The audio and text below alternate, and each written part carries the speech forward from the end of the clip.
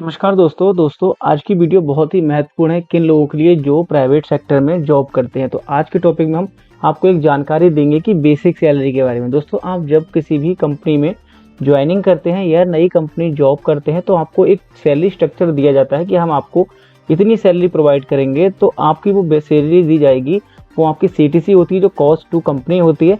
उसके बेसिक क्या होते हैं, सबसे पहले जो बैकबोन होती है उसकी वो होती है आपकी बेसिक सैलरी की। आपकी बेसिक सैलरी क्या होगी, उसी के अकॉर्डिंग आपकी टोटल सैलरी कैलकुलेट होती है, ठीक है ना। और इसी के हिसाब से कुछ कंपनियां बोनस भी प्रोवाइड करती हैं। तो ठीक है, हम आज जान लेंगे कि आपकी बेसिक सैलरी क्या है। ये बहुत ही ईजी क्वेश्चन है, नॉर्मल सी चीज़ होती है। आपके PF अकाउंट में देख लेंगे कि आपकी बेसिक सैलरी आपकी कंपनी क्या दे रही है। बहुत से फ्रेंड्स को ये पता भी होगा, मगर सबसे बड़ी बात आती है कि भाई बेसिक सैलरी होने के बावजूद जब आपकी सैलरी 15,000 को क्रॉस कर जाएगी तो फिर एक PF का रूल होता है कि इसके अकॉर्डिंग आपके पेंशन में कंट्रीब्यूशन जमा होगा या नहीं होगा। क्योंकि जब आप फुल सेटलमेंट करेंगे, पैसा निकालेंगे, तो बहुत से फ्रेंड्स का जो बेसिक सैलरी के ही बेस पे उनका PF क्लेम रिजेक्ट कर दिया जाता है। क्यों? कि बेसिक सैलरी मोर देन इतना देंगे, फिर EPS कंट्रीब्यूशन नॉट एप्लीकेबल इस टाइप का देंगे, basic salary is not less than इस टाइप से देंगे।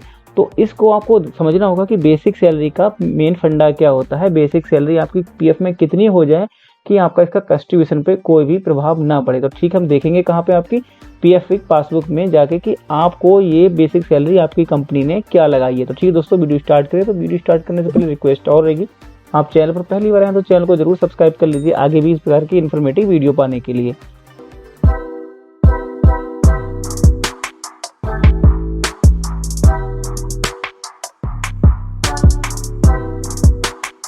दोस्तों, सबसे पहले हमें क्या करना होगा, अपने अकाउंट को लॉगिन करना होगा। अकाउंट लॉगिन करने के लिए आपकी PF की पासबुक ओपन हो जाएगी। यहाँ पे आपको क्या करना होगा, कुछ नहीं करना। यहाँ पे आपको देखना होगा, आपके यहाँ एक ऑप्शन दिखता होगा पासबुक। आपको पासबुक ऑप्शन पर क्लिक करेंगे तो आपकी पासबुक ओपन को आप स्क्रॉल डाउन करेंगे। जैसे आप स्क्रॉल डाउन करेंगे आपके सामने ऑप्शन होता होगा सेलेक्ट मेंबर ID। आप जिस भी मेंबर ID में अपनी पासबुक में आप ये देखना चाहते हैं कि आपकी कंपनी ने क्या बेसिक सैलरी लगाई थी, तो उसी आप मेंबर ID को सेलेक्ट कर लेंगे। फिलहाल इसमें 3 मेंबर ID है, 3 कंपनियों का PF जमा हुआ है, तो 3 मेंबर ID दिख रही है। तो कोई भी फ्रेंड्स किसी कंपनी में पहली बार ज्वाइनिंग करेगा तो उसके सामने फर्स्ट कंपनी ही होगी, पहली कंपनी ही मेंबर ID शो होती होगी। तो फिलहाल मैं इसी मेंबर ID को सेलेक्ट कर लेते हैं। नीचे आपको स्क्रॉल डाउन करना होगा, यहाँ पे आपके सामने PF का पूरा स्ट्रक्चर दिया होता है। यहाँ पे होता है EPS बेसिस, ठीक है, ये ऑप्शन होगा। यहाँ पे आपकी ही बेसिक सैलरी शो होती है। जो पहला मंथ है हमारा मार्च मंथ था, इस मंथ में जो बेसिक सैलरी है 12,840 रुपये है, ठीक है ना।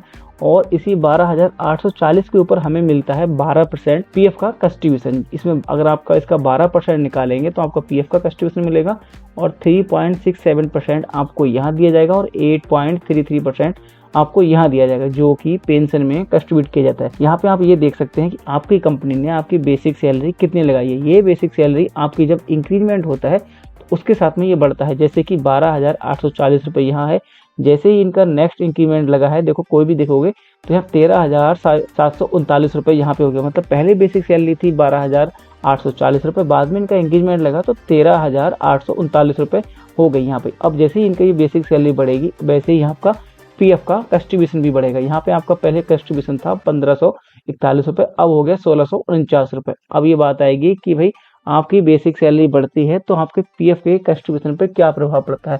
जैसे ही आपकी सैलरी बढ़ेगी वैसे ही आपका PF का कंट्रीब्यूशन बढ़ेगा। अब फ्रेंड्स, मैंने बात की पहले कि जैसे ही आपकी बेसिक सैलरी 15,000 के ऊपर जाती है तो आपका PF का कंट्रीब्यूशन को डिस्टर्ब हो जाता है। जैसे कि अगर कोई फ्रेंड्स, जैसे कि इसी एग्जाम्पल पर देख लेते हैं, 12,000 सैलरी थी, उसके बाद 13,000 सैलरी हुई, और यही बंदा अगर जब जॉब करता रहेगा और इंक्रीमेंट लगता रहेगा तो इनकी बेसिक सैलरी 15,000 के अबव भी जाएगी, मतलब 15,000 के ऊपर भी जाएगी। तो इस कंडीशन पे किसी भी फ्रेंड्स की अगर पेंशन में कंट्रीब्यूशन जमा हो रहा है, जैसे कि यहाँ हो रहा है, ये आप देख सकते हैं 1,070 रुपये, तो इस कंडीशन पे जैसे ही 15,000 के ऊपर जाएगा तो उसका PF का कंट्रीब्यूशन जमा होना चालू रहना चाहिए। अगर ये बंद कर देते हैं तो फिर आप जब फुल सेटलमेंट करेंगे तो आपका ये रिजेक्ट कर दिया जाएगा, ठीक है। अब दूसरी कंडीशन आती है, कोई ऐसा फ्रेंड्स है जिसकी एक अच्छी कंपनी में जॉब लगी है और उसकी सैलरी इतनी कर दी गई है कि उसकी जो बेसिक सैलरी है स्टार्टिंग से ही 15,000 रुपये लगा दी गई। मान लो किसी की CTC 40,000 50,000 तक है, तो अगर उसकी बेसिक सैलरी 15,000 या उससे ऊपर लगा दी जाती है तो ऐसी कंडीशन पे उनका PF में कंट्रीब्यूशन जमा नहीं होगा। ये ध्यान रखना है। अगर कोई बंदे की बेसिक सैलरी पहले से डिडक्ट हो रही है और उसका PF का कंट्रीब्यूशन हो रहा है तो 15,000 के ऊपर जाने पर भी उसका पेंशन में कंट्रीब्यूशन जमा होना चालू रहना चाहिए। ये कंडीशन पहली हो गई।